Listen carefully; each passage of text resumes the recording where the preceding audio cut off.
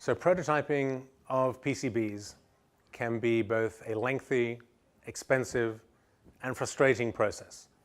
The ability to bring such prototyping in-house offers a range of benefits. On the one hand, of course, you're developing and producing your own PCB in secrecy. You don't expose your ideas too soon to the outside world, but also you can expect to save both time and money. Traditionally, when ordering PCBs, you're confronted with the choice of going fast and expensive, or perhaps taking your time and saving some money, but the process of getting hold of your PCBs is either going to be an expensive or a lengthy one, often both.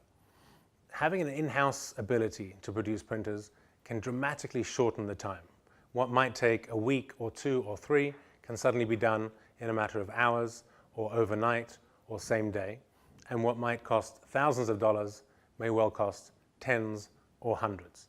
So the ability to bring that technology into your workflows will save you time, will save you money, and most certainly allows you to develop things in peace and quiet without divulging your secrets.